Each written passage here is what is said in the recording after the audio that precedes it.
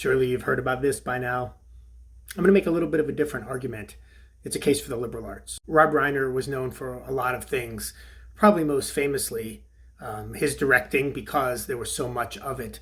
But for those of us who grew up at a certain time, his first big gig as at the Meathead, Archie Bunker's nemesis son-in-law on Norman Lear's All in the Family, is what brought him to our attention. I couldn't help but think when I saw President Trump's tweet, he's sort of making the Archie Bunker figure angry again.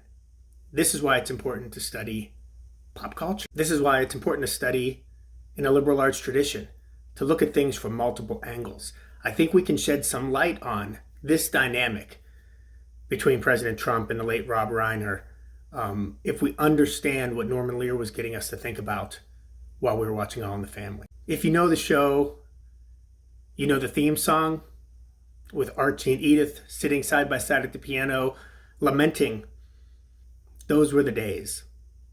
And the kinds of things that they were reminiscing about and remembering were in contrast with what was happening at the time, which was the Vietnam War, the uprising in the 1960s, civil rights, women's liberation, those types of things. And Lear presented to us, through Carol O'Connor's brilliant performance as Archie Bunker, the contrast between the times and the generations. So much of what President Trump stands for is in the mold of Archie Bunker.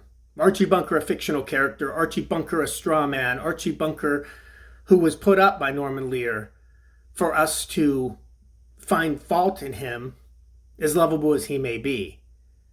But Donald Trump embodies that through Make America Great Again. President Trump would have us believe that things were better before we all went woke, before we had inclusive practices and diversity and celebration of diversity, etc. So would Archie Bunker. And so having a good understanding of what was happening at the moment when All in the Family, not just when it was broadcast originally, but in the years that it ran in syndication, to help us wrestle with, along with other important pop culture moments, particularly through rock and roll music, the friction between generations, the times they are a-changin'.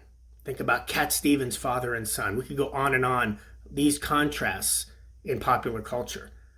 You understand how those capture the human condition, and when you do, you understand better why President Trump may have felt compelled to write such a horrible message just hours after Rob Reiner and his wife were murdered.